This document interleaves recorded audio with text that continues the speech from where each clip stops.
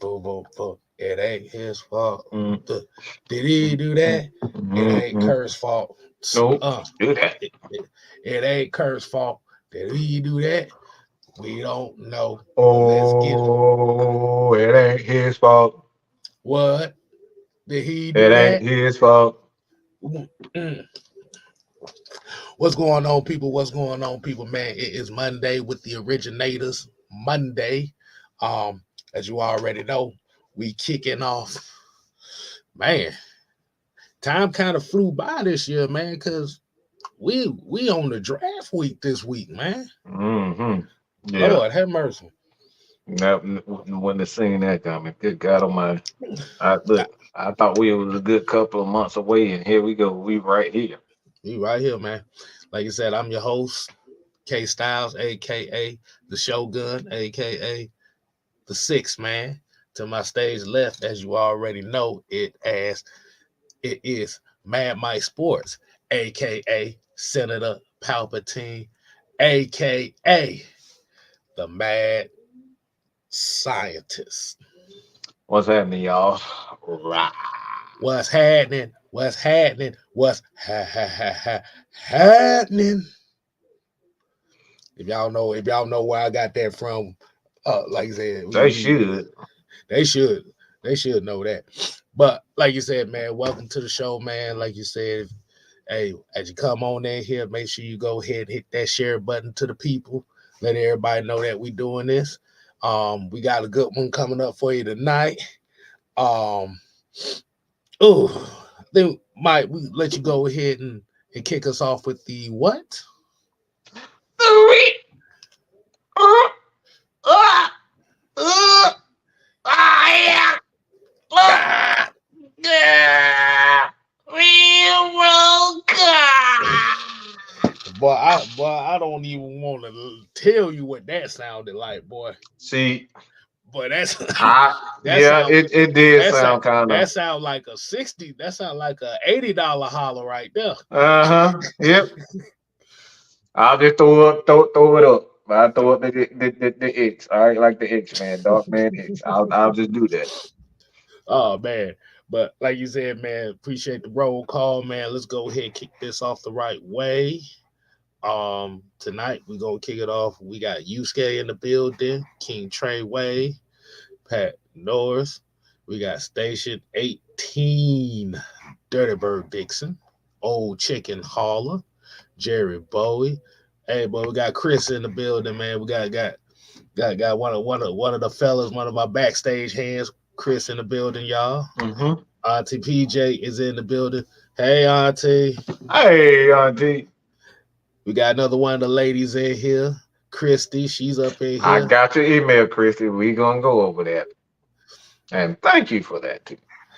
I got my home girl. Got one of my family right here, Sonya. Sonya. Sonya in the I gotta building. get we gotta get at a baseball game together. Yeah, yeah. Just make sure it's one of those games where she ain't working at the stadium, and so she can enjoy the stadium, so she Right. can enjoy the game with us. Enjoy the game, right? Let's see. We got 42 people in here right now, man. You want to go ahead and kick My it off, granddad right? used to work there. My granddad used to work there. I wonder if she know Winston Bell. That's he used to work there. It's been a while though. It's been a while since it. She probably do. I Mm-hmm. know Sonya's actually been working there for about as long as I've known her. Oh wow, so she Well, probably knew. It's been a while since he retired though, so she probably know. but Daniel Berry Sports Highlights. Appreciate you joining in, man. Let's go ahead and get right into it, man. We got two topics tonight. And as we already know, in good old fashioned unholy alliance fashion, we gonna let y'all choose how we gonna start the show. Ooh, boy, that's dangerous. Ah. This is how we do our shows over here. The people chooses how we set the tone. So we have two topics tonight. We have, Mm. as we already know, that the rumors and stuff are heating up. So you're already hearing We've already heard Dallas Turner. Now you hear Michael Penix again. Or we could talk about the ice done finally landed. As you already know, if you hadn't heard the news, Matt Ryan officially retires as an Atlanta Falcon. How y'all want to kick this off tonight? Yeah, y'all go While ahead. while we doing that, we're gonna play a little waiting game with y'all. We're gonna let y'all choose it up. But I'm surprised ain't nobody said nothing about Mike's hat. Right. I'm doing something special for y'all. Y'all don't even recognize it. Maybe if you turn it around so they can actually Maybe see I turn. All right, turn that sub bit sideways or something. There you go. Yeah, all right. There you go. There we go. I gotta bend it in. Yeah. There we go. Gotta bend it just a little bit. There we go. I usually like mine like semi flat. Mm-hmm, yeah. I don't like bending mine all the way through. Not too much. Not too much. Yeah, but I don't like the brim. I don't like the brim like super flat because I already got a big head. It ain't cut my whole head. Hey, look. It's okay to have a big head, all right? Hey man, I mean shit, you can kind of see it right here. So Mm-hmm. I'm one of the rare guys. I'm all for look. Look, I'm one of the guys. I'm one of the rare guys where I can't even wear ball caps like that. You know. All right, so we got two. Well, y'all ain't worth a damn, boy. Oh man, but like you said, it's a special day, man. Like you said, I'm actually not surprised. Nah. I kind of had a feeling it was gonna go down that route, but I want to give the people the opportunity to go ahead and say what they want, say how they want to kick it off. So, so music goes off. All right, so the first topic of tonight, chosen by the people.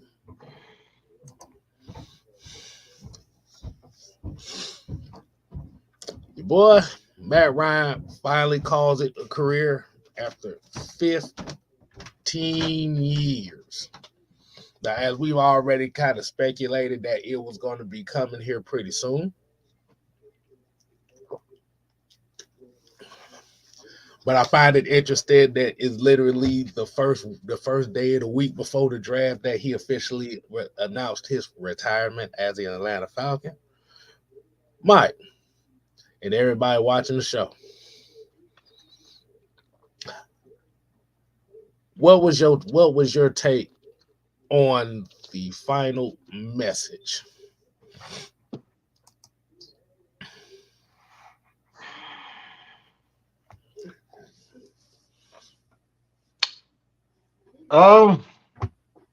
Me personally, man.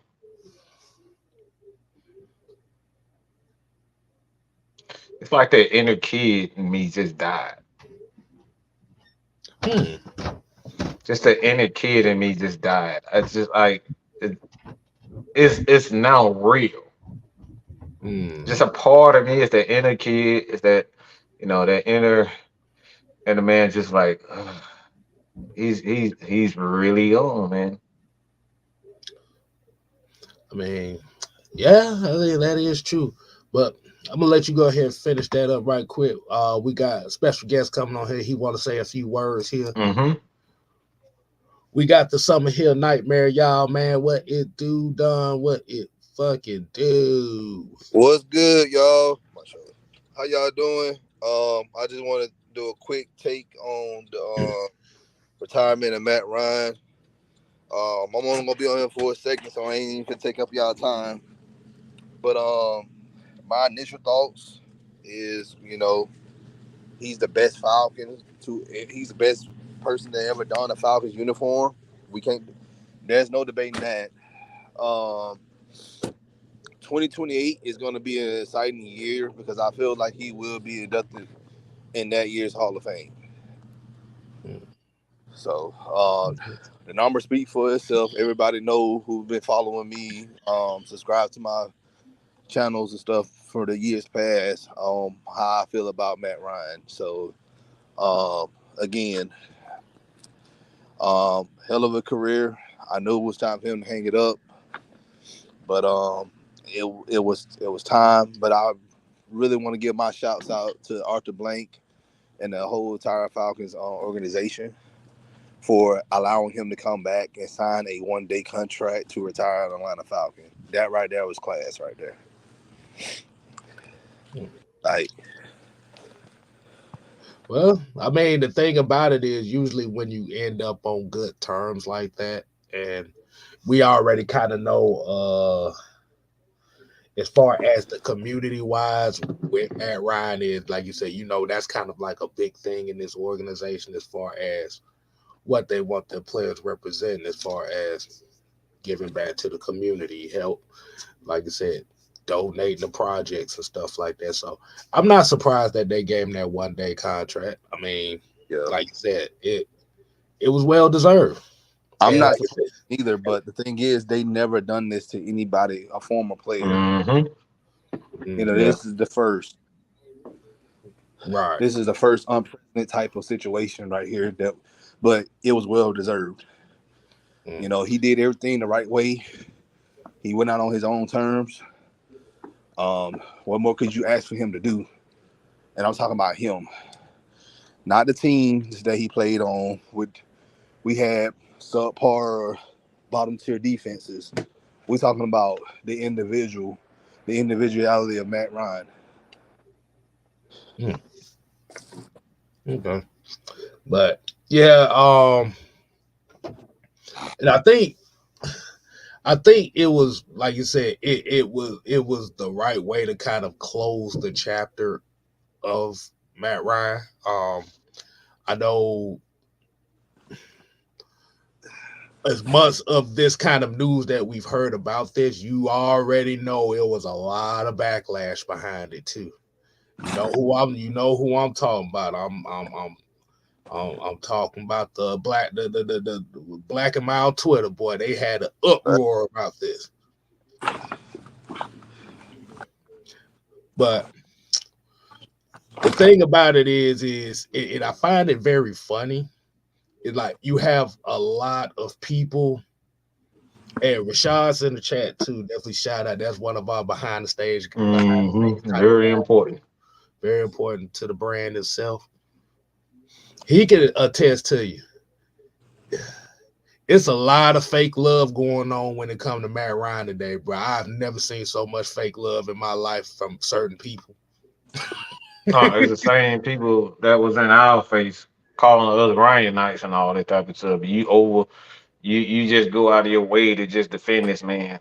And now y'all saying I love you. I'm like, huh? The same people that went on the smear campaign a few years ago to try to get us out the paint. Mm-hmm. But they over here crying, "Oh, congratulations, Matt Ryan. We so proud of you." Like, get out of here. Like, why you don't get that bullshit up out? Mm-hmm.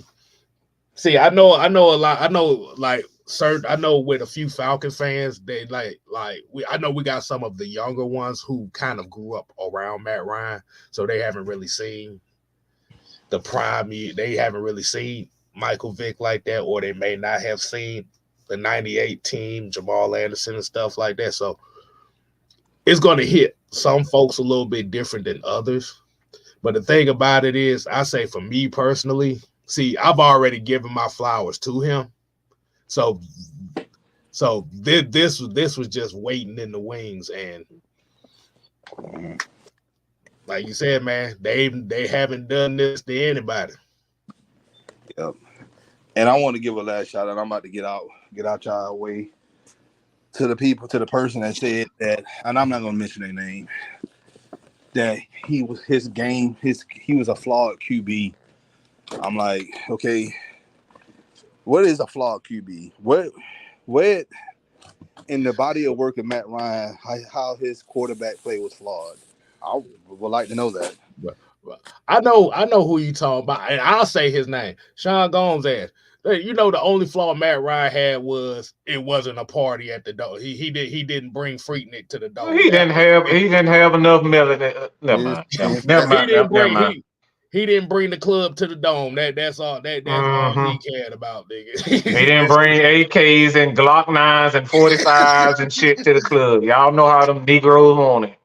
But he's the same person though that's allowing y'all sons and daughters, nieces and nephews to have equal opportunities in the city. But that's a topic we can talk about another day. I'll be honest with you. And this is where I will say that Matt Ryan is a lot strong. He's a lot mentally stronger than majority of the people here in the city. I'm gonna tell you that right now. We got a $2 super chat from $2 here, the greatest in franchise history, bar none. No, not even close. Not even close. And you're talking about longevity too.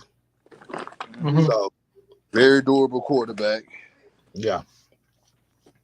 God damn it! I forgot what the fuck I was gonna say there for a second. Gangsta been pulling to me. He been doing me lately. I don't know. Like I said, I don't know what the hell. That's my job to forget shit. That super chat came up. I just glitched there for oh man. Nah, but what I got it. So, and I said he's actually a lot more mentally strong than the majority of people here in Atlanta. And I'm gonna tell you why. To come into a situation where you knew you was gonna be the bad guy from day one and have the strength to want to stay here. Hey, I give my props to you. Because like I said, these were the very same people who was throwing parties at Magic City and Onyx and throwing parades down Peachtree City when they found out that this motherfucker got traded. Oh. So, but like you said, and I think the culmination of all that came down to is when he had that interview with Cam Newton. And he basically said exactly what I just said. He knew he was never going to be accepted here, not by the fan base anyway, not by majority of it, but majority of the fan base was never going to accept him. Hey man just did what he had to do, go out there, and he said himself, he got to live his dream, and he got to live his dream down here, and I think a lot of people are now realizing that the last couple years, you can't take you cannot take certain players for granted. Because we done went from Matt Ryan declining. Then we hear in other news that Zach Wilson's ass getting traded to Denver. So that's the fourth quarterback out of the greatest quarterback class since 1983 that got traded.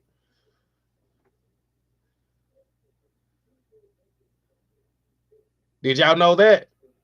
Trevor Lawrence is the only quarterback in that draft class that has not got traded yet. And he's not even off the hook yet because guess what? They brought in Mac Jones. That's what I'm saying. So he's on the short leash down in Jacksonville. I'm just saying. So a lot of times we can get upset about certain guys. We can get upset about 28-3. You got games where, he made some boneheaded mistakes and stuff like that. But if we concentrate on every bad thing he does, if we want to negate good things that he did, to concentrate on all the bad shit just so it makes us feel good because he doesn't remind us of Michael Vick. then at the end of the day, man, that's a you problem.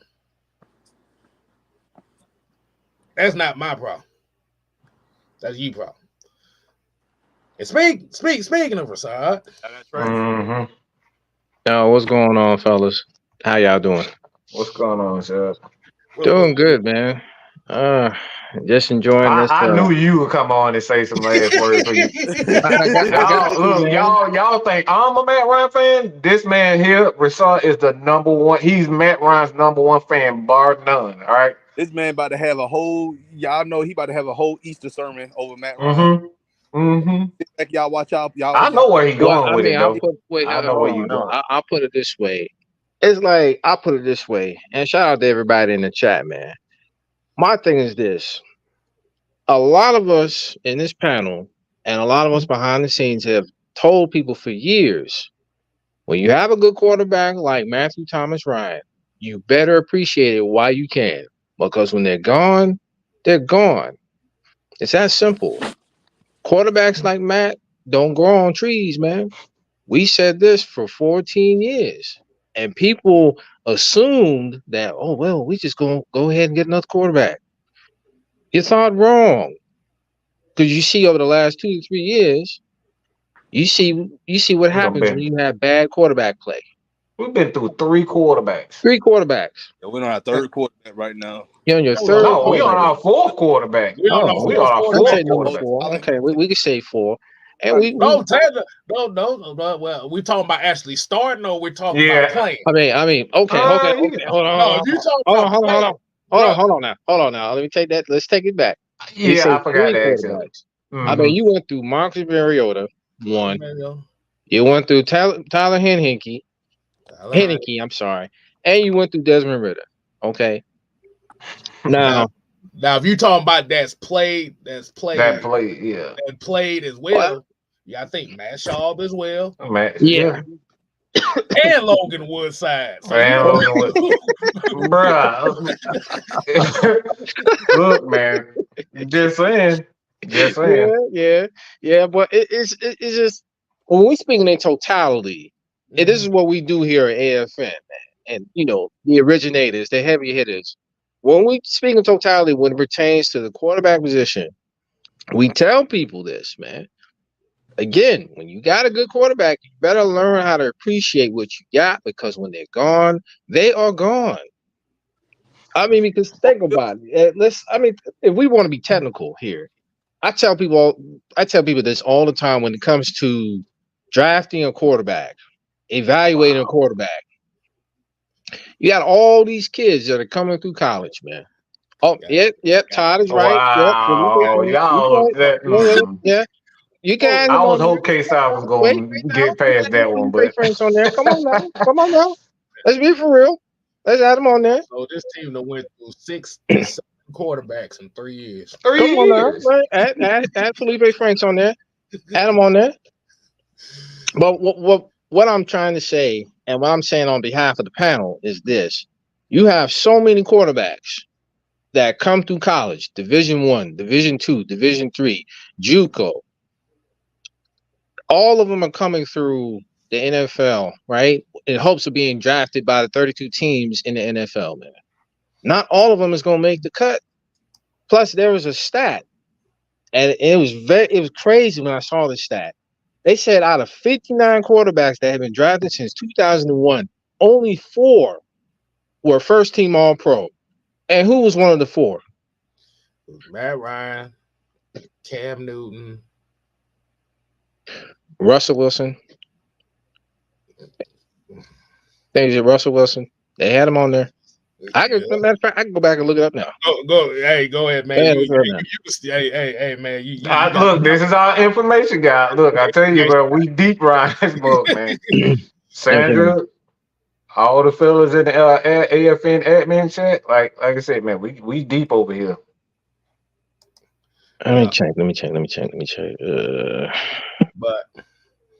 But like you said, the thing that comes with all this is and what Rashad's saying is, we all want to see success with this team, and the problem is we have a contingent of media people that's telling you that the quarterback position is the end all be all of when it comes to team success, which is not true. The thing about it is you got to have a guy that is capable, but then also at the same time, if you have a young guy, you got to be able to go through a development process as well. See, what the Atlanta Falcons fan base has went through, especially looking at the quarterback situation for the last couple years, I'm gonna take a page out of Mike's book. And if like I said, if this doesn't pertain to you, I'm not talking to you. But what they going through with the quarterback position is y'all fault. Mm-hmm. You did it to yourselves. Sorry about that, everybody. I wanted to kind of backtrack on one player. It wasn't Russell Wilson. It was Cam Newton, Peyton Manning, and Patrick Mahomes. Wow. So you mean to tell me out of 59 quarterbacks since 2001, only 4 were first-team All-Pros, and Matt Ryan is one of those first-team All-Pros. Yeah, first round. I think they're like first round. Yeah, and we've been trying to tell people for years, when you don't appreciate what you have, this is the type of stuff that you're gonna have to deal with. Now, hopefully, because I know people still have their reservations about Kirk Cousins and whatnot, but hey, man, at the end of the day, hey, when you got to pay, if you want stability at the quarterback position, sometimes you got to pay, man. It is what it is. This is a business, man. This is a business. And at the end of the day, the business don't care about your feelings, man. Right. It don't care about your feelings at all. There's one thing that people have to understand when it comes to business. You have to leave emotion at the door. Gotta leave emotion at the door. Because at the end of the day, we as fans, we may have opinions, but we ain't cutting the checks, man. You ain't got no control. You ain't got no front office control. And I didn't give Rashard a script so he can read off of it. I ain't got nothing to do with this, okay? Nothing to do with it, because I already know what y'all gonna be. I didn't even know Rashard was gonna be on. He was gonna talk right. Hey, you know me, man. I'm gonna be uncut, unadulterated. I'm gonna speak my mind how I need to be spoken. And hey, at the end of the day, man, this is what we do here at AFN. We're gonna bring it to you. Some people don't like it, some people do. If you're the ones that don't like it, then hey, we're not for you. There you go. And Clay on here said after Barkowski left, the Falcons looked for 15 years before they got another good quarterback. So they went. That's excellent. Excellent. That's an excellent post right there, Clay. So they went. So before they had Vic, they had a 15-year window between Barkowski and Vic, as what 15 years. That's longer than most of y'all babies been alive. Like, that's crazy. Not you, but that's longer than your babies. Okay. And then after Vic, you had a 1-year gap, and then you got the Ryan. See, like you said, folks don't get lucky like that. No, like you said, like you said. I'm just speaking as a Falcon fan. I'm not talking about any other team. But as far as Falcon fans, that's called the luck of the draw right there. Because if you look at the quarterbacks that came out of college after 2008, Lord have mercy. Well, I mean, I'll give you an example. I'll give you one example. Now, it's not from football, it's basketball. Remember when you remember the documentary, This Magic Moment, with Shaq and Penny? Remember when they were both drafted 2 years apart, and it's like the Magic organization hit that twice? They hit the lottery twice. Right. Like, again, when we tell people this, man, when you don't appreciate what you got and you lose it, it may be a very long time before you get someone like a Matt Ryan again. Because you got to continuously evaluate quarterbacks, sign quarterbacks, see if that quarterback is going to perform. Is he going to perform to up your expectation, or is he going to fall like a lawn chair? What? Like Billy Powerman said Billy Joe Thomas made a good pass. Billy, come on, dog. Come on, bro.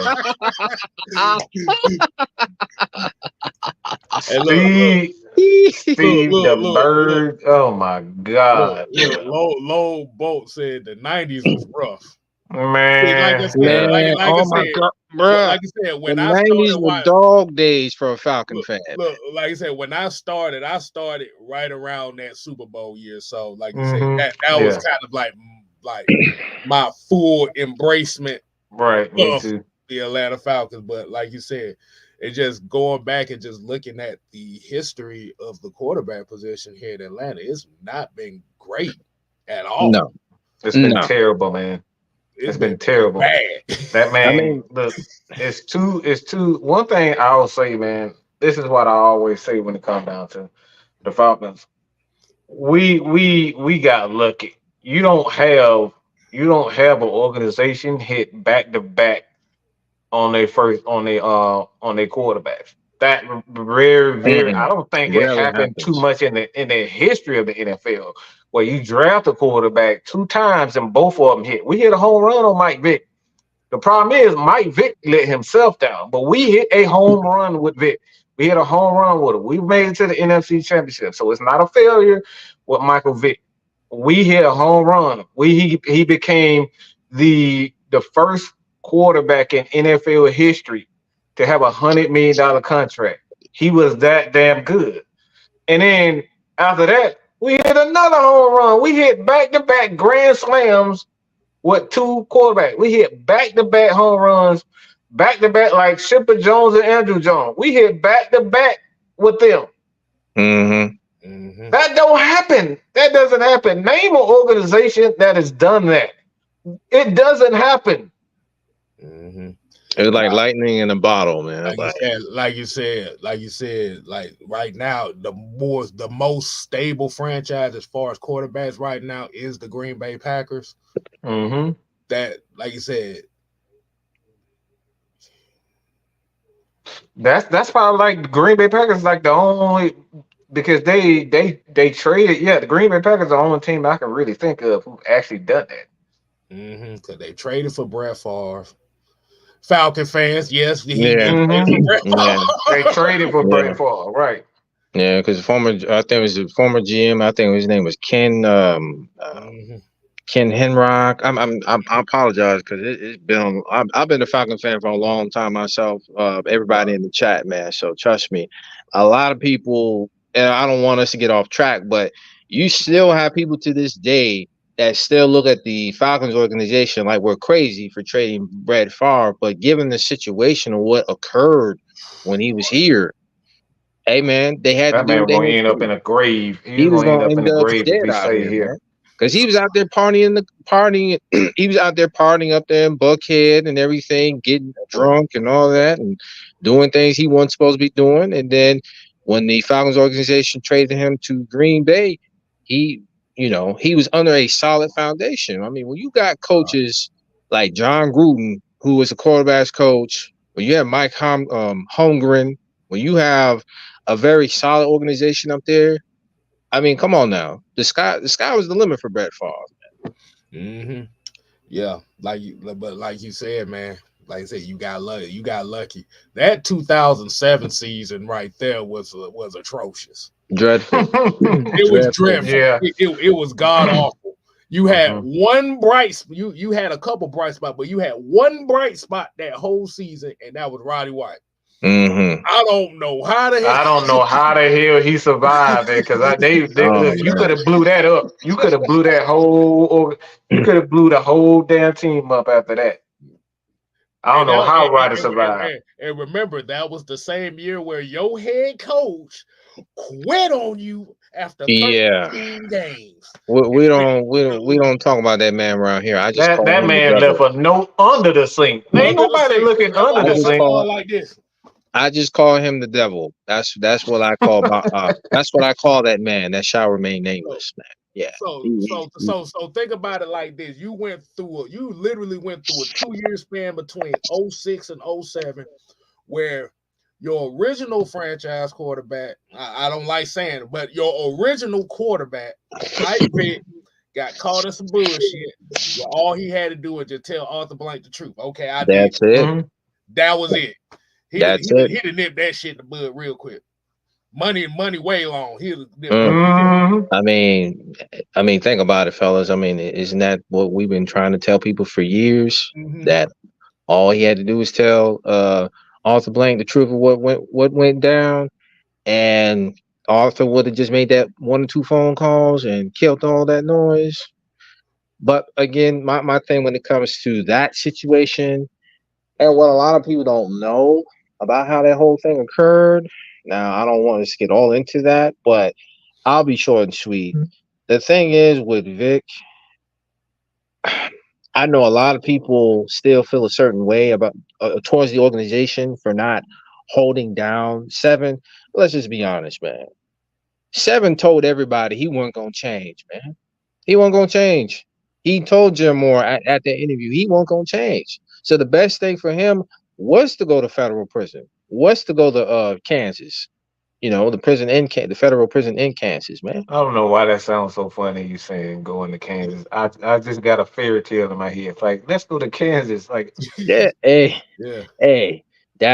said that in the interview, man, because he wasn't gonna change. Wow. So let's just say if that whole thing of him getting in trouble didn't happen, didn't occur.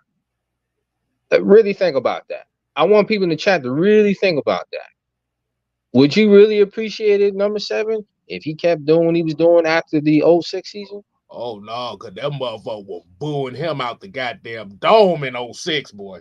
Jesus Christ, boy! They were that fairy tale of him running around all over the field wore down quick. It wasn't cutting it no more, man. Yeah, it was. Y'all saw the picture of him shooting the bird. Don't get me wrong. It was fantastic. It was fantastic between. Man, we ain't talking about around Mexico. You ain't shit. Already had a little substance in the water bottle, exactly. But what we're saying here is 06, 07 was kind of like a detriment time for the Falcons because, like you said, you had the dogfight stuff with Vic. And like you said, you also have to remember around that time, too, that $130 million contract started catching up with the Falcons. So that's really for a lot of people that say that, well, they didn't build a team around. You can't build a team around you when you got one player taking up 45% of your cap. Yeah. That's real. And that was back then when the cap wasn't even that long. Because when you getting $100 million with $34 million guaranteed, it's like after a while, it goes up, man. Right. And So they kind of caught. So even financial wise, dealing with that situation, they was in some financials bullshit.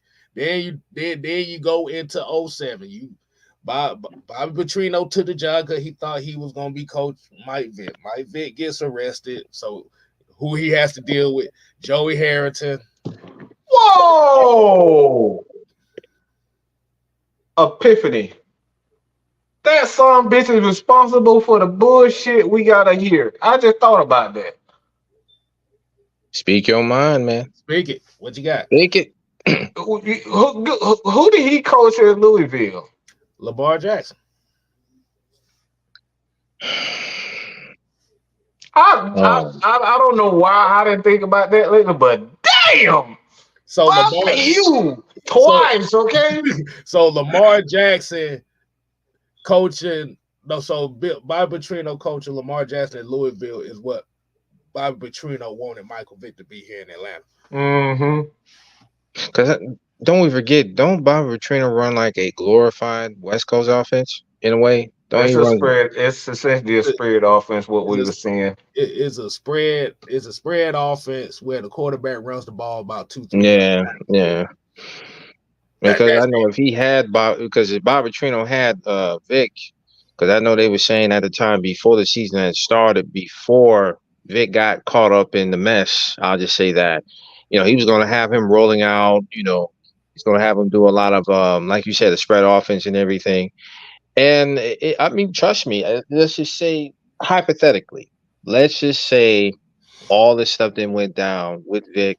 Bobby Trainer was the coach.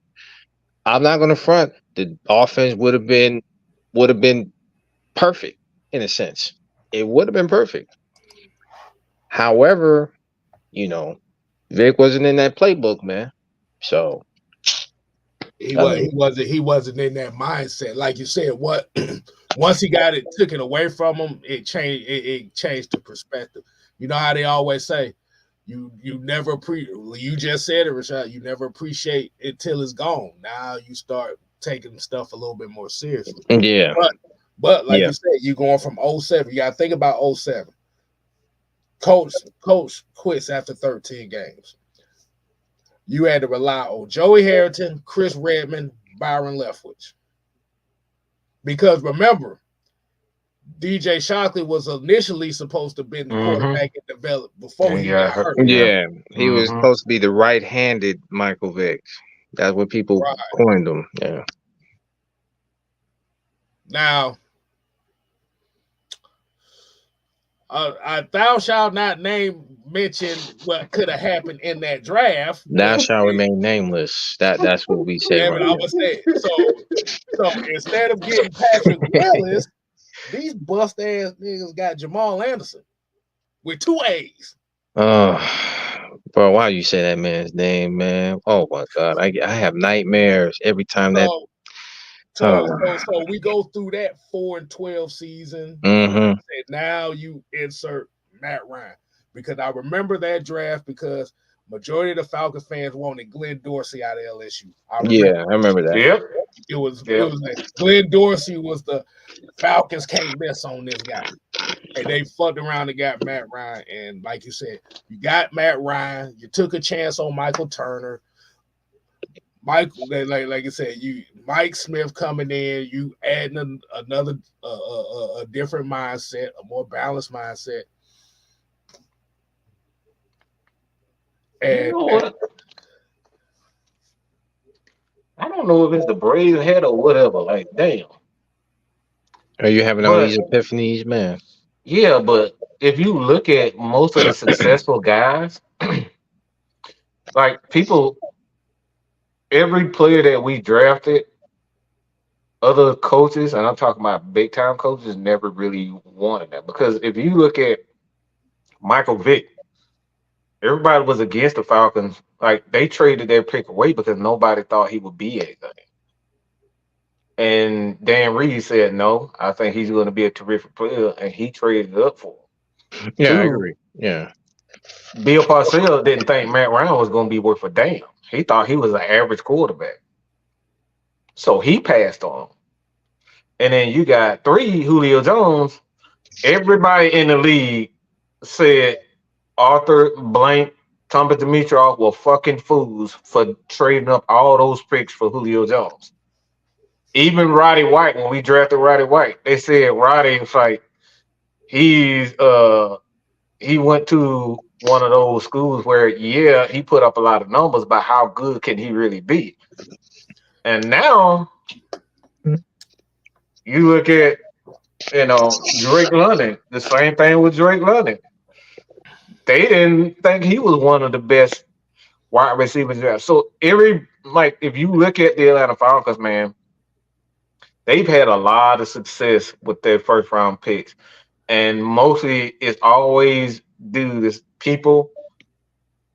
And it's always due to the media not really liking these guys. So what I'm saying like that, don't get caught up in the big names. Don't listen to these dumbass media people. Because every time we draft somebody that the media doesn't like, it end up being a success. Not saying that's going to be the case for a Bijan Robinson, because a lot of people was kind of shaky with him. But remember, the Bijan Robinson shit didn't really heat up literally until 2 weeks before the draft. but he ended up panning out right now. But like I said, like the media, every time the media doesn't like something, it always work out for us. Yeah, because you remember in 2016, they didn't really like the Falcons getting Keanu Neal in the first round. It Yep. was it was no Debo too. It was supposed to have been Darren Lee. And look where Darren Lee's at now. You haven't heard a peep out of him. I mean, we'll give another one. What a lot of people didn't expect us to draft Deion Jones, Debo, because he was a small linebacker. And nobody thought that Debo would have the impact that he had with the Falcons at the time. Like, I mean, I still love Debo when he still get those interceptions of Drew Brees, man. Like, come on now. That right there was highlight reels, man. That was a highlight moment, Kodak moment. That man was a nightmare for the NFC South quarterbacks, man. Oh man, that man was a nightmare. Man. He wasn't the strongest hit. He wasn't the biggest hitter.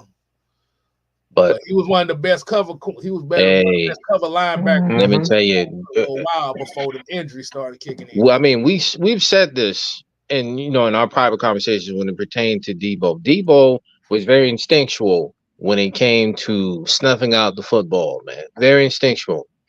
And every single time you throw that ball down the middle, he was going to be right there to get it. Even if he didn't intercept the ball, he was going to tackle the player right there to make sure that he can get extra yards after the catch. And that's why, I know majority of the conversation that we have pertaining to Matt Ryan, but we also have to appreciate certain players that were here that was just as instrumental as he was. Like Debo. You got to give credit to guys like Debo. Not just Matt Ryan, but we also don't get no credit to no damn Devondre Campbell, so y'all go to hell. No. Nah, there's one player that's currently on this team that a lot of people appreciate or don't appreciate at times, and that's Grady. Because there was just, not to mention, there was a couple of seasons ago where some of these same people wanted to trade Grady, and I'm looking at them like, you crazy? You kidding me right now? Because he's the only good thing on the defense. When you think about it, he's been the only constant guy on the defense that's actually made an impact. I mean, he made such an impact. I remember when we went against the Detroit Lions. One of the players from we the Lions talked about that the other day. Yeah. One of the players from the Lions said to him that, we got to double team you. We got to triple team you because you're the only disruptor on the defense. What does that tell you? You just made me think of somebody that never gets enough appreciation. That was on this team for about 3-4 years. He never got the appreciation till he was gone. Goddamn Patrick DeMarco. Yeah. Patrick DeMarco. Jesus Christ. We went from Patrick DeMarco to Ricky Ortiz, and that shit just man, like that. But like I said, I know everybody was like, okay, how do we kind of stray off the Matt Ryan topic thing? The thing about it is we've already given him his flowers. We appreciate what he's done. Like I said, we've been giving him flowers. Hell, we done caught flack from the Falcon content community for being supportive of Matt Ryan. I've been called gay because I'm a huge Matt Ryan fan. Yeah. You his boyfriend and all. Like, man, it was gay. It was. I'm like this. The very same people who say that used to make all that. I mean, but now people who make those same comments are now saying to themselves, "Why did I hate Ice? Why did I hate number 2? Like what? Why? Like I've heard people say to me, I don't even know why I hated him. So you mean to tell me, for a period of 10+ years, you don't know why you hated on this man? Is that what you're telling me? Because so what's that saying to us? That we got a lot of blind followers in this fan base, man. A lot of followers. They can't think for themselves. They fell into the mindset of what the entertainment business was looking at this Falcon team as, because a lot of people were making money off of Mike Vick and what he brought. They looked at Matt Ryan and looked at him and like, okay, he's not bringing us no money like that. So that's really where it came down to. See, Michael Vick was the symbolism. He was the deity. He was the representation. The thing, go ahead. Matt Ryan was the complete opposite. Yeah. He wasn't the deity. He wasn't the flashy guy. He wasn't the most popular kid in school per se. But the thing about it was he was the one that nobody paid attention to. But he was the valedictorian of the class. Mm-hmm. While the motherfucker y'all idolized, while the motherfucker kids that y'all idolized in school that were popular dropped out before the season, before the year. Better yet, we'll put it this way. In our Suge Knight voice, Matt Ryan wasn't all in the videos. Mm-hmm. He wasn't all on the records. He wasn't dancing. He wasn't doing none of that. And I feel like a lot of people, because I felt like a lot of people had an issue with, because think about it. When was the last time you heard about Matt Ryan getting in trouble? When was the last time you heard Matt Ryan or seen Matt Ryan in a music video, or, him just doing anything out the ordinary, right? Matt Ryan didn't get commercials until he retired. Yeah. What are we talking about? You know what the problem is? The problem is these niggas that y'all call T.I., Clifford Harris. Boy, don't get me. That fucking cool. Like that nigga, okay, that's what he is, a nigga. And that damn Quavo, y'all listen to them stupid niggas and say what the fuck is Atlanta and what ain't Atlanta. All right? But they follow the Georgia Bulldog, but that's a whole nother subject, all right? No, we can include that. Hold on. No. Let me cook. Look, it's these niggas that y'all follow on social media, okay? That's what the fuck happened. They did not get behind. Y'all start listening to T.I., y'all start listening to the Quavo and all these niggas, but if you look at it, the real reason why the Atlanta Falcons and Matt Ryan did not stay longer is because of T.I., Quavo, and the rappers, the Ludacris. He was right along with them. Big Boy, Outkast, all of them. Them niggas never got behind Matt Ryan, but they always claim, oh, we all Atlanta, we all Georgia, everything. Y'all the niggas that y'all led the fucking charge. When was the last time you see the game not getting behind Kobe? When was the last time you seen the game and them niggas in LA, the Snoop Dogg and all them niggas not getting behind Shaquille O'Neal? They rep they fucking players. When was the last time you see Green Bay, anybody here? I don't even know they got rappers, but I can promise you they got some damn country singers now. But I can guarantee you they wouldn't bitching and complaining about, oh, he's not white enough. You don't hear them saying stuff like that. But here in Atlanta, our rappers, our entertainers, they do not support our athletes. This is the exact thing that's going on with y'all tried to do it with Ronald Acuna, but Ronald Acuna is one of those guys where he's just so damn good. You can't help but like him. He gonna force you to like him. But even that, they don't even care about Ronald Acuna. As long as he winning, look, everybody know what happened. When Braves lost that playoff, people don't even remember how a lot of these people won't even acknowledge the fact that they were going at Ronald Acuna. They were going at him. It was a whole race war between Freddie Freeman, and Ronald Acuna. I saw it. Y'all Braves fans saw it. We literally had people come on. I've literally seen these guys call this man a straight up Negro, and he need to learn how to speak English. And Freddie Freeman is the real. He's the real player of this Atlanta. So this is in Georgia. This is Atlanta Falcons. This is an Atlanta Falcons fans' nature. This is what they do. Y'all divide instead of just sitting up here understanding. And y'all can say whatever you want to. I still say fuck Big Boy because he never got behind Matt Ryan like that. Fuck him. Somebody prove me wrong. When was the last time you see Big Boy come up and say, "Hey, support my boy Matt Ryan"? Let's be real about this. Man, I ain't seen that. Look.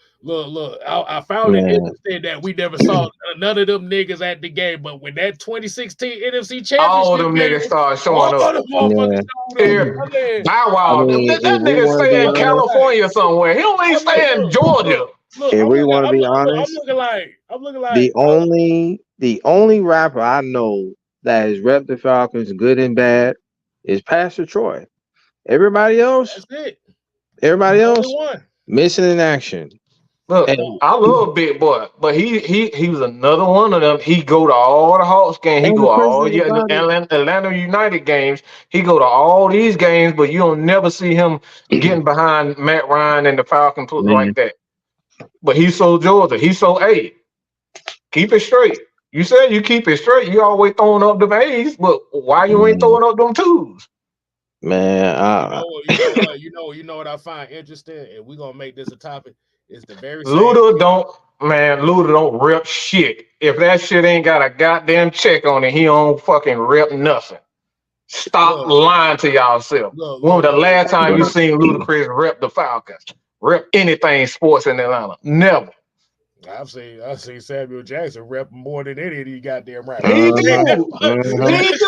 You're not so sick of that Falcon rise up shit. But the thing about the thing that interests me is we having this conversation, and it goes right back to the same conversation. It's culture.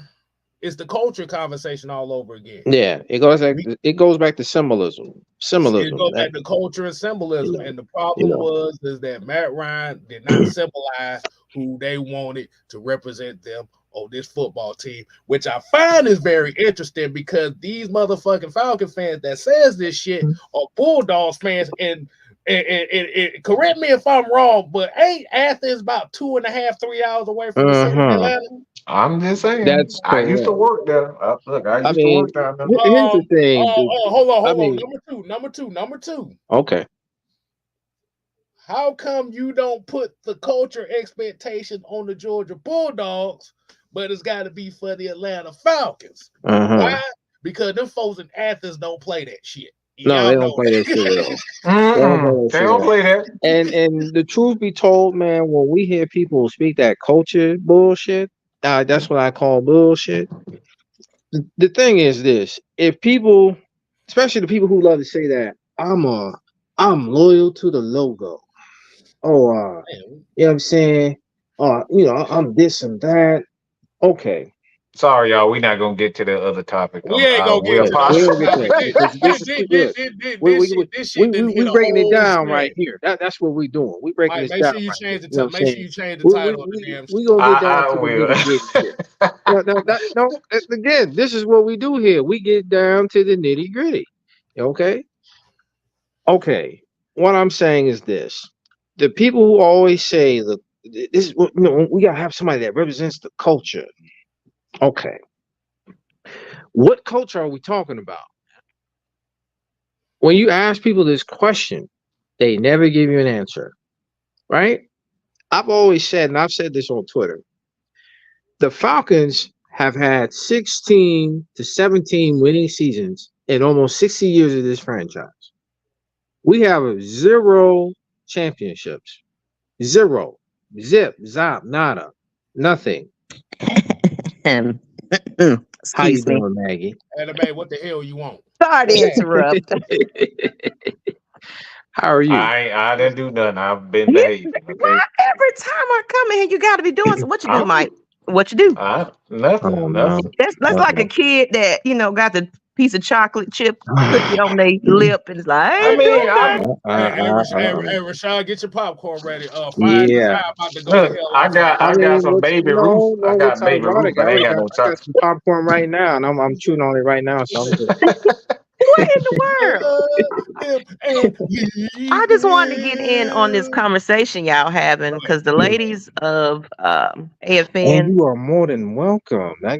All opinions are welcome. and we want to talk about this probably this week before the draft. We was taking a hiatus to after, but I think we want to go ahead and on this conversation about Matt Ryan. So y'all tune in soon to hear what the ladies got to talk about. But what you're saying about the culture, the entertainers that it's one of those It's win touchy. It's cultures. touchy. It's one of those we only show up and support when we thinking that okay, playoffs. They looking like a team that we need to get behind. Yet now, mind you, there are some, entertainers that are, like look at Boosie. He over there on the Boosie, yeah. sidelines He ain't even from every here. At the Hawks Hawks game. game, yes. You know, so it's like it's not all celebrities. celebrities, but it's always a select few that want to get back behind things. They want to welcome to the Atlanta videos, the Michael Vick and this, that, and the other, and they are only doing it. So it's like it's poisoning us with that win mentality. It's like we're only going to show up and fill up seats when they're putting some type of product on the field, which I get. I get it. Wins do fill up seats, but the difference is when we're down and out and you're not, supporting these players, they read it, they hear it, they got to live it. Like Matt Ryan said, he still gave you guys as fans, thank you for supporting me. He could have bashed y'all and said, y'all son of a, I saw and read and heard and all that. Even Sarah was a G and was like cussing folks out and things like that. But the thing is, he still was like, thank you. And it's a lot of people feeling some type of way about that. It's like, man, we gave this man hell. And a lot of people saying, oh, shoot. Yeah. Now that we don't see him out there, I'm seeing the difference. Oh, my Lord. It's a lot of people changing their tune up. It's because we get extremely passionate, and I get that. But you got to think about these players are human at the end of the day. And all this, like is an example of what we talked about last week on Champagne Confessions. Angel Reese, Caitlin. Now, this young lady is a college student playing college basketball, and you're threatening her. You're what is wrong with these people? Like, get out there and try to play the sport yourself and then talk some shit to these players about how they should be acting, how they should be performing. You lost some money because you put some money in on a bet on these players. Matt Ryan is a classy athlete. He could, and he even said it, I still support the Atlanta Falcons, even despite how he felt about what they did, because honestly, they screwed him by trying to pursue someone else. Matt Ryan was like, okay, I guess my time is done. I'm pretty sure they had a conversation with him, but that was pretty much the nail in the coffin. It's like, oh, I'm not even valued here. So let me go ahead and go. And I think, honestly, his mind and heart wasn't there in Indianapolis. I think he was more brokenhearted. Like I think he was was more so the fans just like. Hold on, Maggie. I think you just basically hit a sentiment on what the real situation was. Because if you look at the fire if you looked at how the mannerisms he had in Indianapolis, you can kind of tell like he felt defeated. Now, of course, injury isn't, old age. I get it, but you got players that in his same quarterbacks that's beyond 40 years old trying to still do it. But I think he definitely was like, let me be realistic with myself. I'm slowing down. You know, I honestly, like he said, I haven't been training. I haven't been doing anything as of lately, but sitting in the booth, commentating. I'm nowhere near somewhere to get on somebody's field and disappoint y'all. Because, of course, he comes back. You're going to only want the best from Matt Ryan. Everybody, you should just go ahead and, Kirk Cousins, we should have just, yeah, you should have, could have, would have, but you didn't want him when he was here. Mm-hmm. Say that and say that again for the people in the back. You didn't want him here. So it's all this, you're feeling bad. I'm in my feelings. I'm crying about it and all that. Yeah. You didn't appreciate him when he was here. And now that you're seeing the absence of Matt Ryan,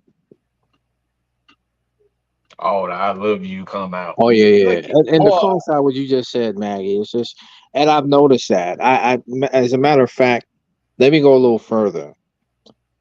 I think a year after Matt Ryan was no longer the quarterback for the Atlanta Falcons, I started seeing people say that, damn man, I wish Matt Ryan was behind center, man. We got to deal with this.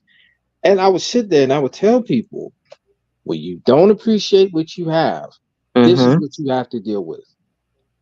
And as far as the disrespect that Matt used to get, come on, man. These very same people or some of their peers would disrespect his wife, disrespect his kids.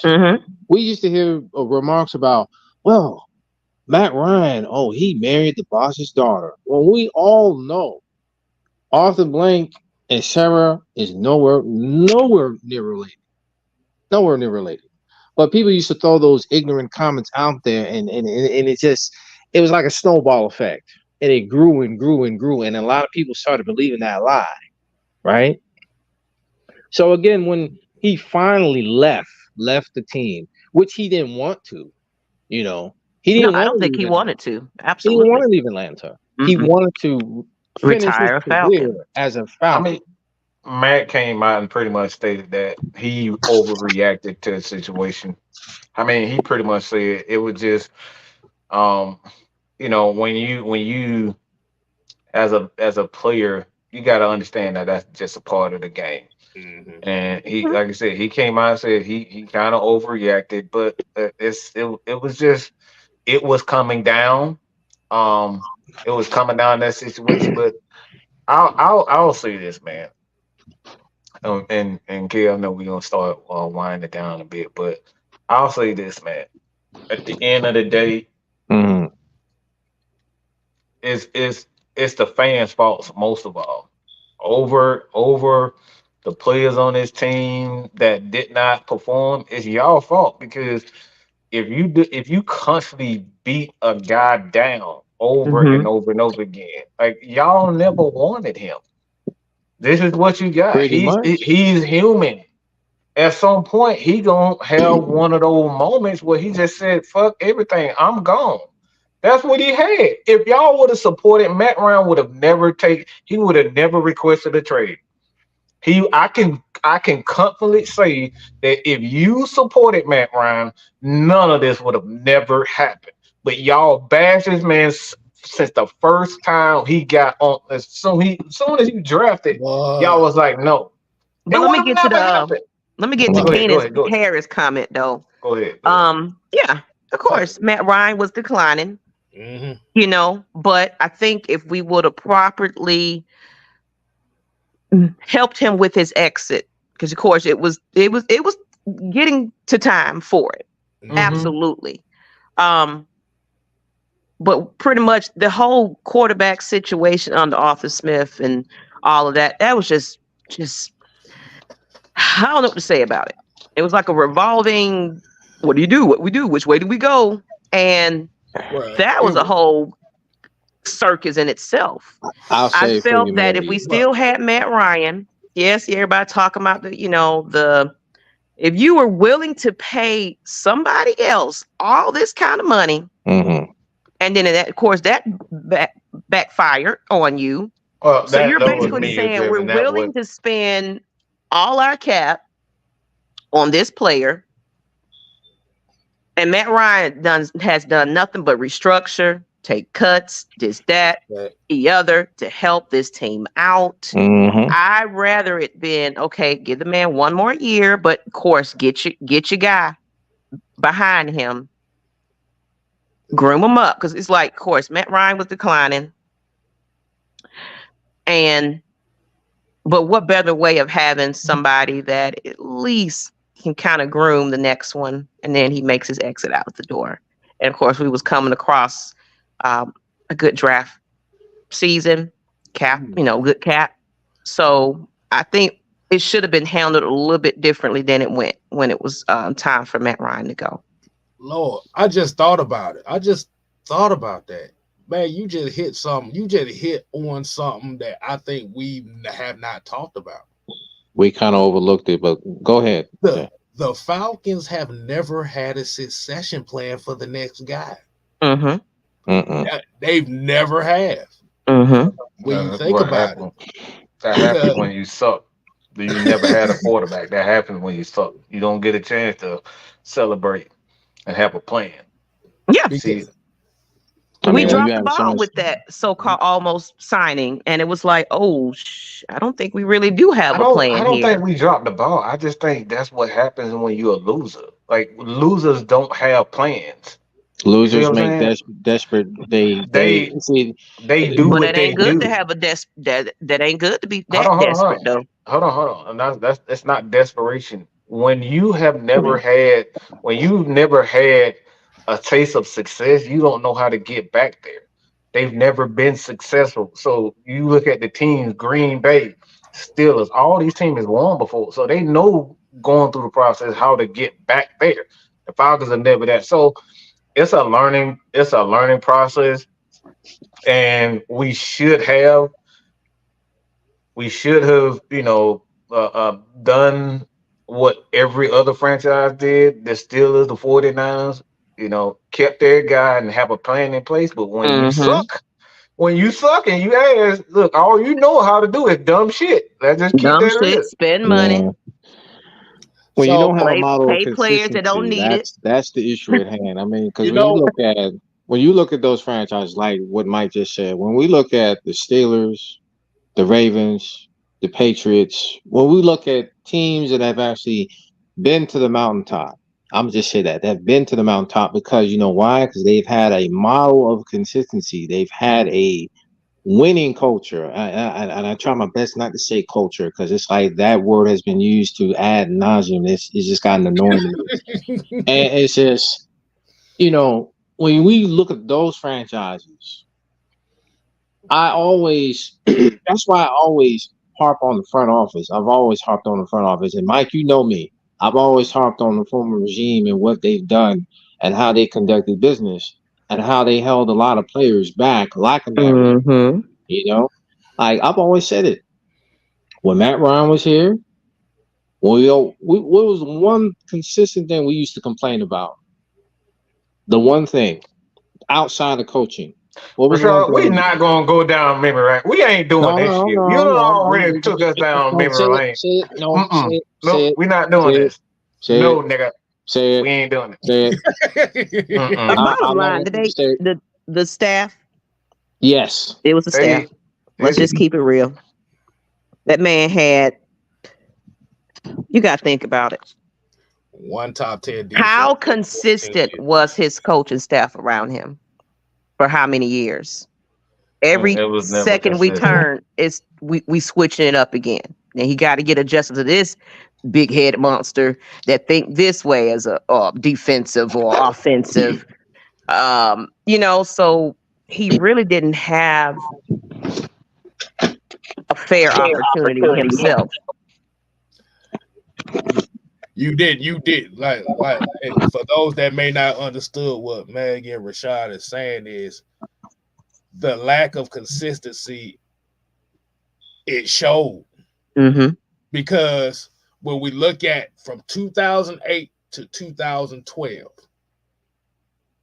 that was the most consistency this franchise has ever seen. Ever. Yeah. We are starting over again. We did, bro. The Falcons didn't get their first back-to-back winning season until 2009. Remember, 1966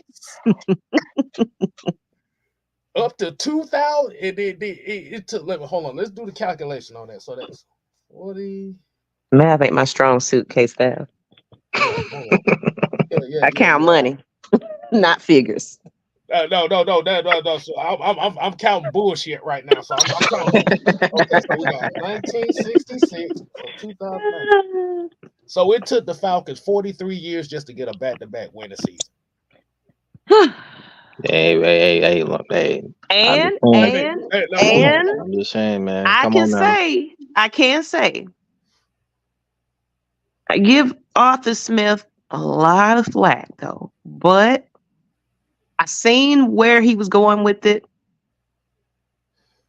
I think though, if he would have got out of his ass about some things and decided, okay, kind of like Raheem is now, I am not the smartest man in the room, but I got the right people behind me that will, look, you go over here and coach him. You go over here and do this part. You do that. He got into his head of, I'm just, hey, I can just be cocky with it and think he got it, but I can say there was improvement.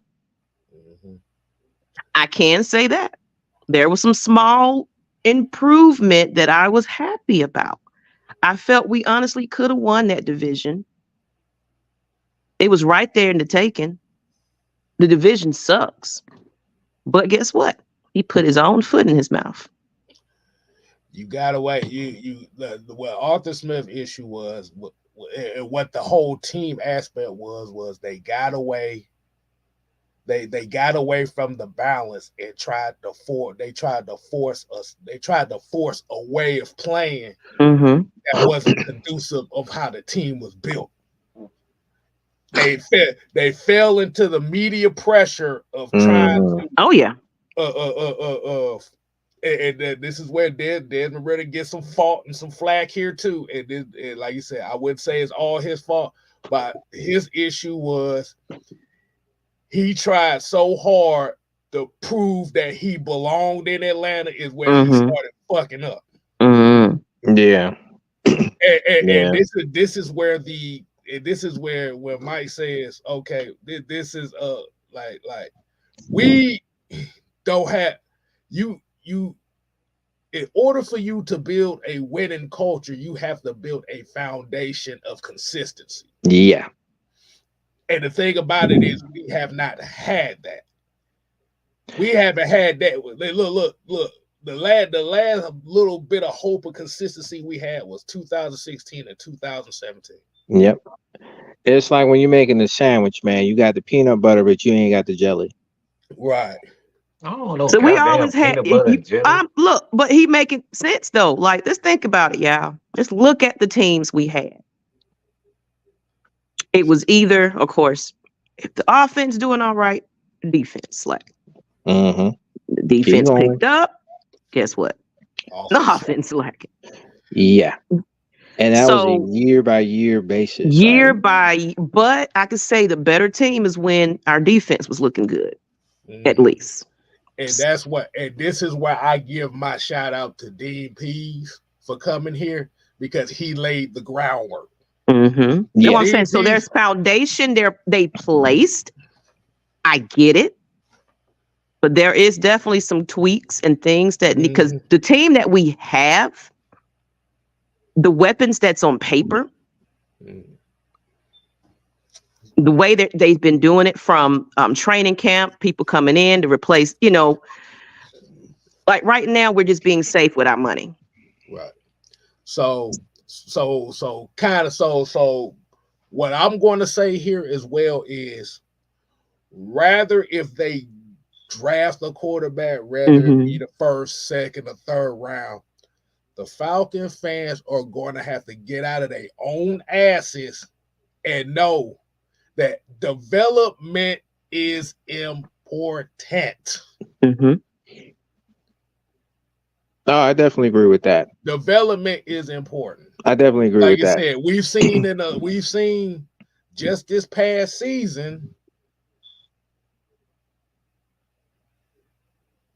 that motherfuckers don't really care about development unless it's pertaining to a particular narrative or a guy that they deem popular. Mm-hmm. But the thing is, regardless on who they go for, there is a development process. Mm-hmm. You ain't gonna come out the gate swinging. No. Like you said, if y'all expecting to get a CJ Stroud in this damn draft, Who said CJ Stroud is a real deal? Who said it could be a one-hit wonder? He could be. That's the same thing they said about Cam Newton. Cam Newton came in the league guns a-blazing. After he won the MVP, he became shit after that. But hey, and that's why I said that they're being smart with their money, because they're signing these guys for 1 year to 2 year deals. Prove it. And that brings out that competition. And if you continue to keep that, you ain't paying out the ass for a lot of these players, because they know I gotta perform. I gotta be there next year. So I'm gonna do what I need to do to make sure I'm on the roster. Right now, we have a player he has a decision to make on his own, because we want him back. You know what I'm saying? So that's the type of players I want. It's like, shoot, man, we need you back. Well, I'll think about it. You know, he's that developed that he was a good aspect to this defense. And so it's like we need to develop players that we can't get rid of. I can't lose you. You know what I'm saying? But I want to play here. I want players that really seriously want to be a part of the Atlanta Falcons, and Matt Ryan was that. The most consistent teams have developmental plans that are successful on a year in and year out basis. Mm-hmm. Falcons haven't had that. Mm-hmm. You've only had constants on this team. You didn't have development plans. And what I mean by constants, even just going back from 2008 until now, what has been your constants on this team? Matt Ryan, Grady Jarrett, Jake Matthews, at a point in time when he was here, Deion Jones,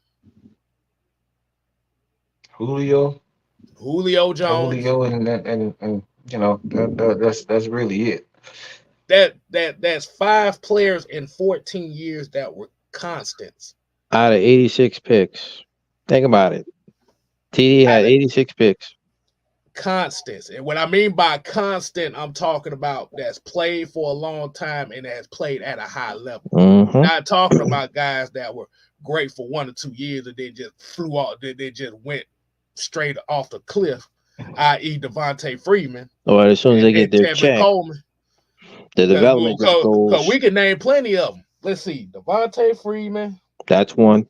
There was a lot of favoritism and boo-boo kissing also. Right.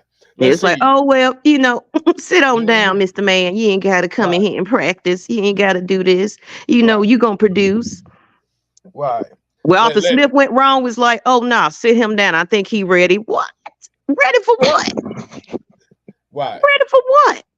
Exactly. We believe in Ritter. I need to see it. Right. Look. Out of those 5 constants, you got one. You got one. I'm saying you got one. That was Devontae Freeman. Yeah, who's number 2? Devontae Freeman, Tevin Coleman. 2. Let's see. Ryan Schrader. 3. His whole turnaround is so funny. Desmond Trufant, because once he started getting hurt, that shit was over with. Robert Alford. 5. Jalen Collins. 6. Deidre not. 7. See, it's about 40 something goddamn players. I can. But what you're saying is that we've had a lot of players, and that's it. Kind of goes back to my point, and I've had this conversation amongst. I've had this conversation amongst my peers and everybody here on the panel, and we've said that the biggest issue for the Atlanta Falcons for years has been player development. That's why I used to always harp on the coaching staff for the lack of player development, because we've said this for 14 years. When was the last time you said to yourself as a fan, or if you've had people that were opposing fans of the team say, like, damn, y'all got a solid defense. y'all got a lethal defense. Like 14 years, we haven't been able to manifest a pass rush. We're predictable. I've asked this. Hey, Rashad, we've been predictable for so many years. Hey, Rashad, can I give this stat one more time? Because I gave it to it before. Go ahead. Vic Beasley, John Abraham, Patrick Kearney. Last 3 pass rushers that got 10 plus sacks in the season. And here's the crazy part. No, I'm gonna hit you with another one.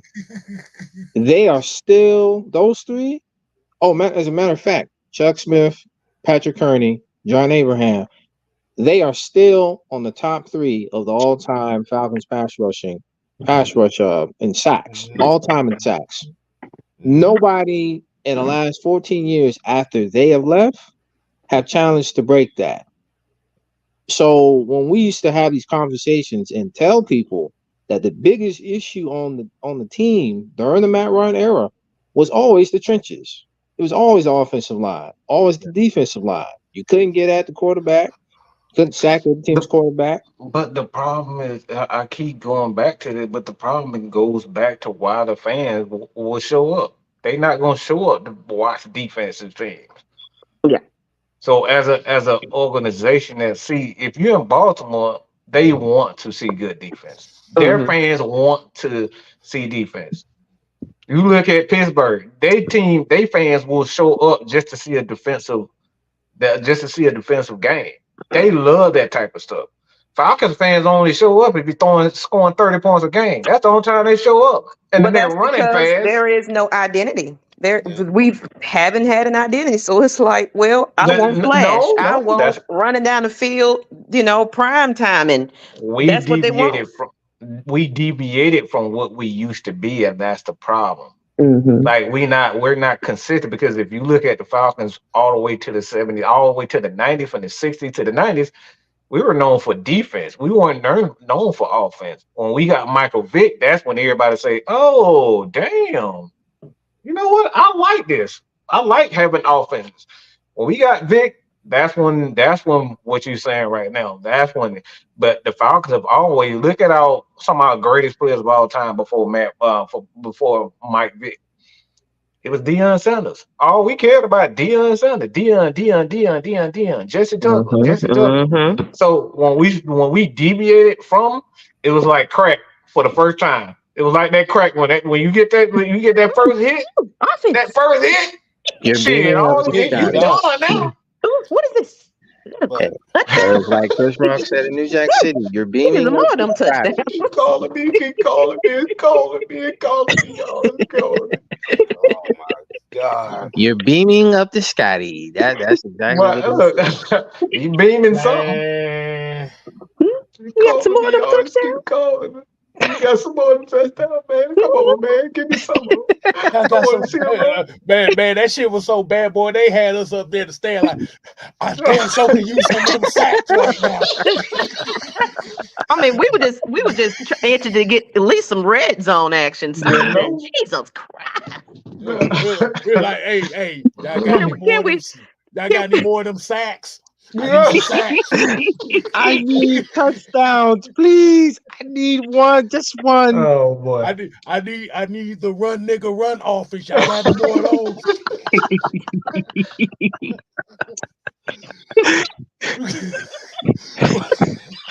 Oh my God, boy, y'all wow. Run, nigga, I kid y'all not. Before we leave, I kid y'all not. When Felipe Franks had that 60-yard run in the preseason, boy, that stadium erupted like Mike Vick. Matter of fact, wait, who was that other quarterback? They started calling him White Vic. Lord. Danny Etling. Yeah, Danny Etling. When he made that little run, you had people on Twitter and all over social media saying, White Vic. He need to be the starter.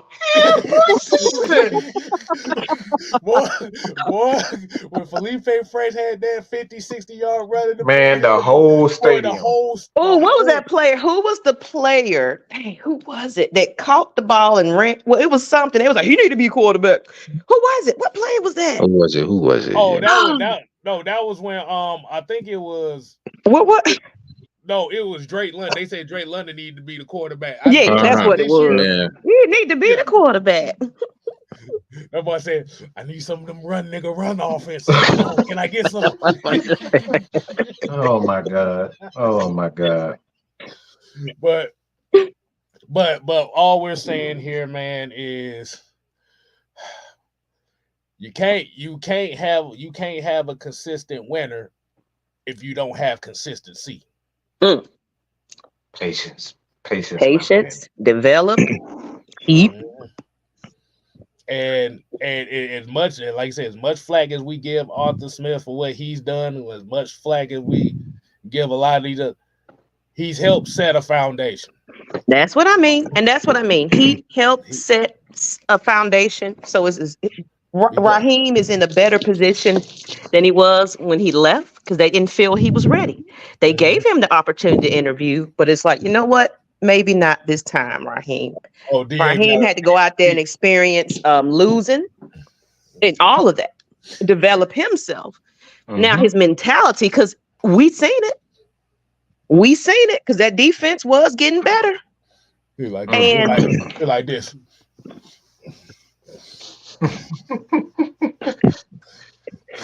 I need stats.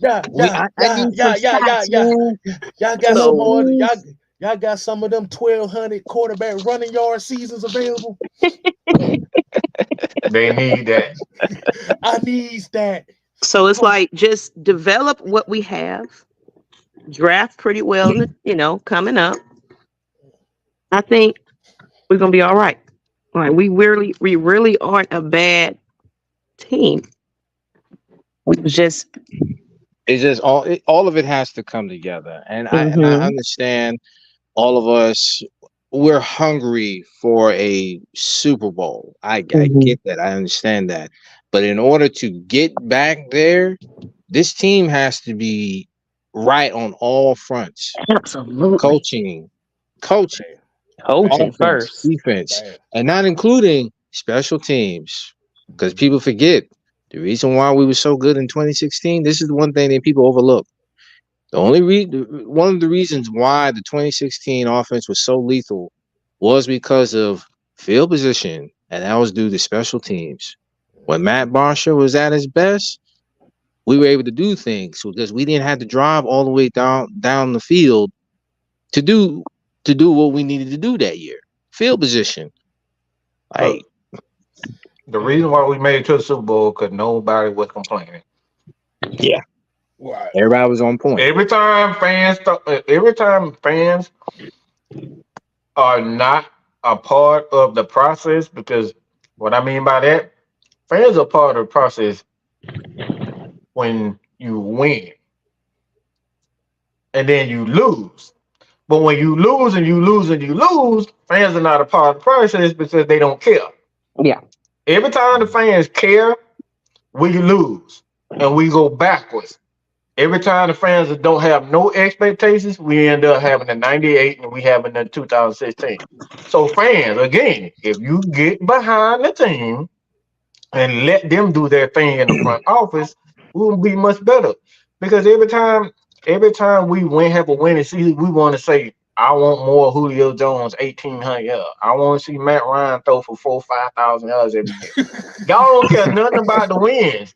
Y'all start focusing on, look, I need that hit again. So it's very important for fans to just trust the organization and support them. Another thing, get to the stadium on time. Stop, if you really support your team, stop getting to that. Start getting your seats by 1:00. Don't be sitting around walking around the damn stadium. If you say you love your team and all that. Well, that stadium is built to. No, that stadium. That stadium got a lot going on, man. Yeah, that's a. You blame that on the designers of the stadium. That's an entertainment hall. That ain't no stadium. That's an entertainment hall. I find myself in the middle, like, hey, y'all, what's going on? And if you don't stood there about 30 minutes. But look, Keita Harris said, "Hell, they better not draft Penny. Bro gonna be 31 by the time he starts." Oh man! Oh wow! See, I didn't even think about that. Yeah, you're right about that. No. Nope. Nope. But yeah, like you said, man, end of the day, man, whatever, like you said, I'm like this. You support them, you do. If you don't, I don't care. My thing is the ones that get on my nerves is the ones that be like, man, I'm just not gonna support the team. And no, I'm like, motherfucker, I don't care. Don't tell me. You ain't gotta tell me that. Just don't. You ain't gotta make no declaration. There's one of those people that be on Facebook like, I'm deleting my account, and it's like, okay, you want us to, just delete yourself. Or the ones that say, "Oh, I'm a season ticket holder." Okay, all right. Okay, you spend so much money on season tickets. Michael Penix is Byron Leftwich 2.0. Oh no! I'm leaving that alone. We're gonna leave that alone right there. Yeah. Hey man, we're gonna go ahead and get up on out of here, y'all. Man, this was one hell of a conversation. I had an idea for a show. We just went down memory lane. Did whole memory lane, and we get ready to do that again with the ladies because we want to talk about it. So it's probably gonna be another one of those episodes where we just gonna go down memory lane. I think because like right now we getting ready to get into the stress and time of this draft because y'all never satisfied with no matter what we do. So let's get some laughter in right before that, before y'all pull your hair out. Hey look, they can snatch themselves bald all I care. I kept telling y'all better be expecting the unexpected to go. How these motherfuckers roll. We keep telling y'all Terry Fontenot ain't shit. Ain't worth a damn. Exactly. He do stuff that we just like, wait a minute. That motherfucker draft a fullback with the first pick. Why did you draft this and this type of what? And the thing about it is if you draft Penix at 8, that defeats the purpose of getting Kirk Cousins. Because Terry, he's like Smokey. I don't give a fuck. I'm gonna draft who I feel is the best player available, and if you don't like it, kiss my ass. You don't like it. It's my house. And you got Raheem the Dream over there, like, yeah, because we know this is how we do it. Notice the brotherhood that came about when them two got together. They are the best friends, called each other, family meeting. I'm like, this is like the cookout. This is like the. Hey, Mike, what I say is the 8th overall pick gonna be shish kebab bumfuck. Shish kebab. We're gonna have a block party. It's gonna be. Let me stop. They go fuck around and have a block party for real. What? Let's say shish kebab. That's why that block party is happening July 13th though. Hey look, shish kebab. Cheap plug. Look, shish kebab bumfuck from Slow Burn University. How about that? No. There's gonna be some before I let go. Everybody out there dancing and exactly. I told you the Falcons win the Super Bowl. I'm telling you, I'm singing the Titanic song on this live. I'm telling you right now. No. I'm singing that shit on live. Yeah. Look, I got a video that Fox 5 played. It was me, K Styles, and my sister. We all, me and the sister fell on the floor crying, and man, we went viral, y'all, right before that Super Bowl. Now that I'm gonna bring that video back out. It's like, you see, I told you. I was always a fan. He said, DA said that some bitch might draft Billy from Killer School on the me and Mike and Dre got a whole plan. So just make sure y'all have y'all bail money. Just letting y'all know. Well, hey, I'll put it this way. If the Falcons, I'll just say this: once the Falcons, and I say this to the chat, I feel like when the Falcons finally win our very first Super Bowl, you're never going to forget that. Let's just, I'm just being hypothetical here.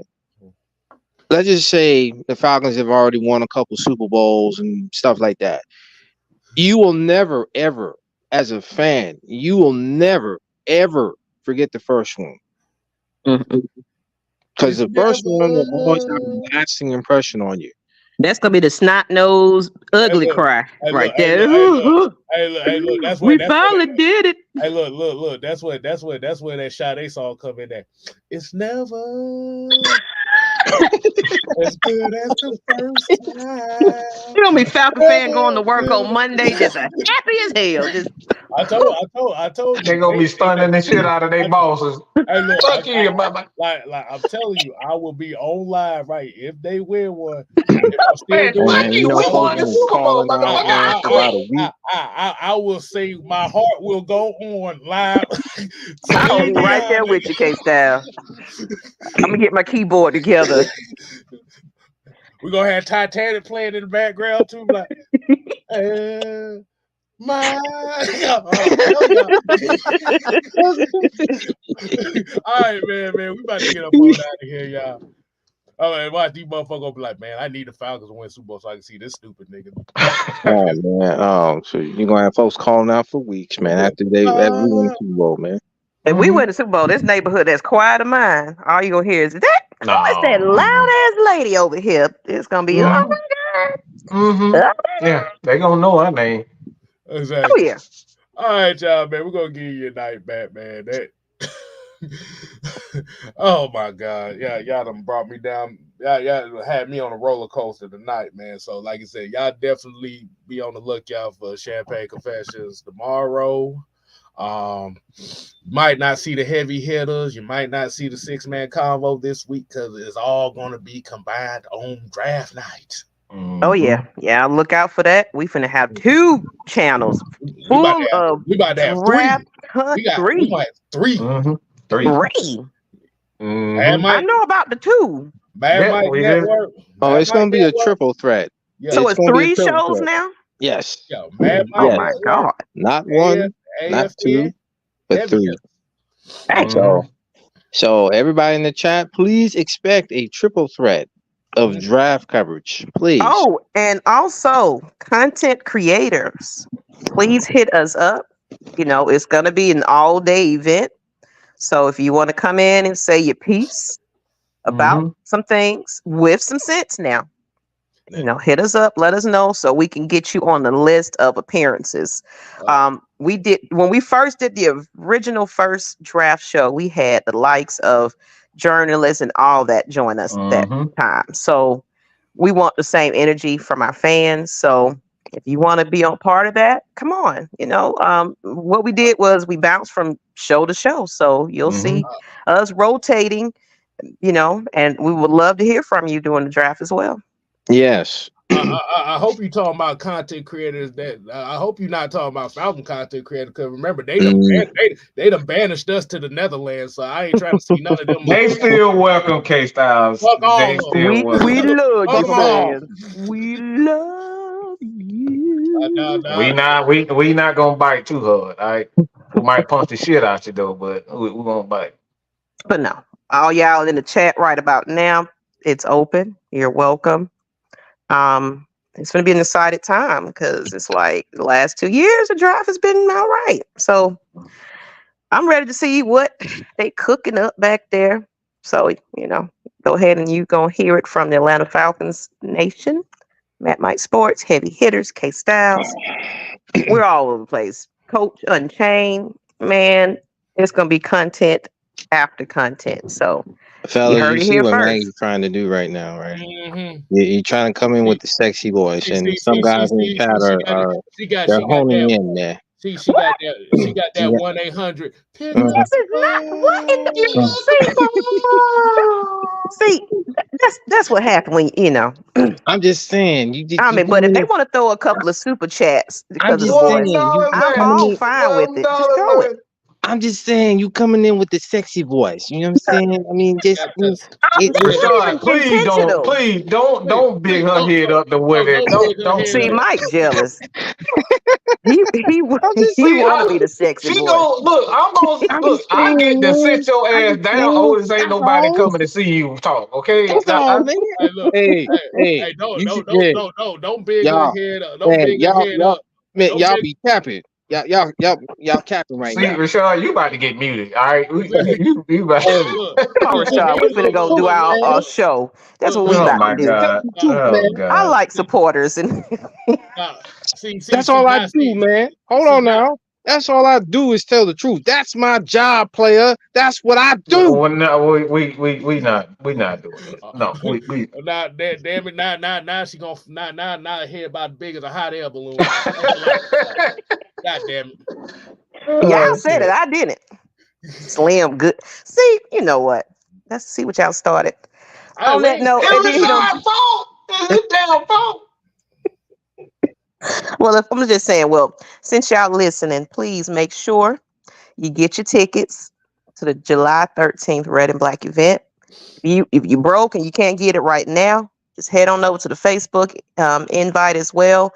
Just Mm-hmm. put that you are interested in You coming, are interested, right? so we can at least get a head count. So we'll make sure we have enough food and things. But the What? proceeds are going back to We don't the. lay away $5 a day. Okay, y'all can Even see if we. you can't make it and you still just want to donate for Yeah. tickets, I had a couple of people say, "Hey, just give these tickets out." So if you just want to contribute and you can't be there, the proceeds are going back to the Atlanta Falcons Nation School Supply Fund for that summer, right before the kids get back in school. These teachers are coming out of pocket to buy these supplies. So let's just, and now we also will be taking just actual donations too. So if you have supplies you want to donate, think we get ready to pull together a fundraising event. We was thinking about some things, which I think about a car wash, AFN. So Mm-hmm. there's some things that are coming up right before July that we want to get into. So please go ahead and, RSVP, let us know you're coming. Maggie teased it. Lord have mercy. Let me get off of here. Good night. I'm looking. I'm sorry, Listen, Mike. I'm listen, sorry. yeah. I'm gonna be quiet now. Oh my goodness. She up there reading her own praises now. Look what y'all don't See, start. Like this. look what y'all done start. Like, God damn it, anime. I didn't start it, so God that's the damn Hey, it. thing. all I said was she was coming in with the sexy voice. That's Rashard, all I said. shut up. Shut up. Shut up. Hey, Okay, Just say shut the hell. him a man. hey, That's what that don't is. be Him a mad at man. me.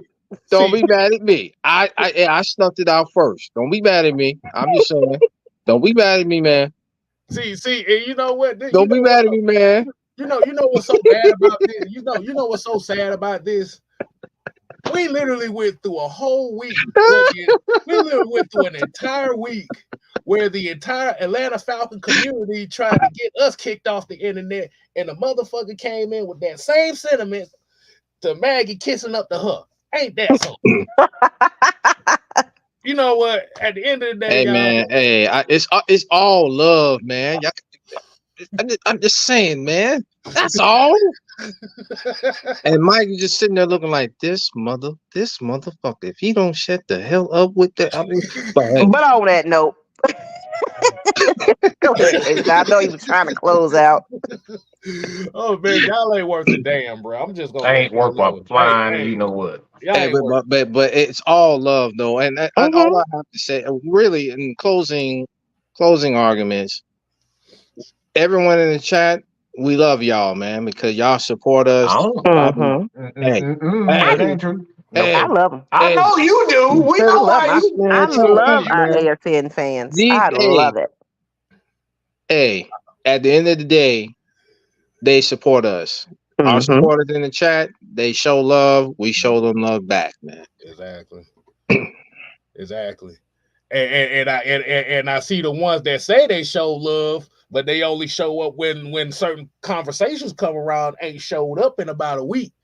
I wonder why. Oh, they watching. They Oh, just they silent. watching. But God damn it! I blink. Okay, I do blink. I can't help but my eye. Goddamn, about to pop out my head. That's Like if genetics, you see motherfucker. Mike's Okay. whole family, everybody get just got them eyes. That boy got colossal squid eyes. That's what it is.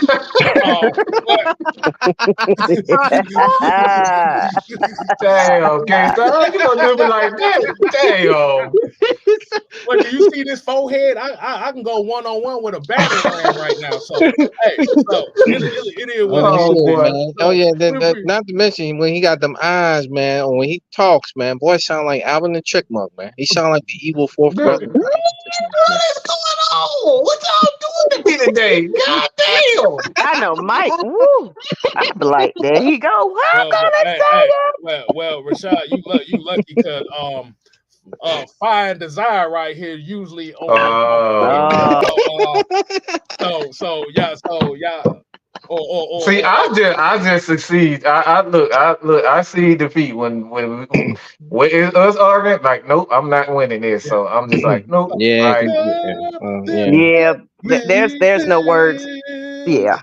I know the guys just hush up. When me and Mike go at it, they just all sit back and like, I ain't got nothing to say. Yeah, I got nothing to do with this. I can't help you there, Mike. I'm sorry. Oh yeah, the times I've seen them argue, I just sit back with my popcorn, like, oh yeah, I'm just waiting for the fireworks. Oh yeah, nothing about this show. I don't like the way these things are going right now. Okay, no, because sometimes you bring it upon yourself, nigga. Thank you. Look, you let them know. It be Mike. What I used to do. Wow. It be both of y'all. Motherfuckers. I just stay out of it because don't make me get into it. Oh yeah, man. I cut both of y'all asses out. Oh my God. We ain't talked about now football, nothing, y'all. So hey, y'all, look, hit that subscribe button, man. Make sure you guys go ahead and RSVP that already back event. We can't wait to sit down, talk to you. I might be sitting down in the corner somewhere. So, like Vito Corleone, I am approachable. All right, it just depends on if I got a couple of beers in me. If I got a couple of beers in, I probably won't be approachable. So, I'm gonna try not to drink. So, and on that note, shout out to Rick James and Tina Marie over here. Yeah. Next time, love them and leave them. Oh my goodness. Right. So, hey man, hey look, I'm not even gonna say the phrase, man. Y'all just get the hell up on out of here and get some Bye, motherfucker. Bye. Bye. See y'all later, man.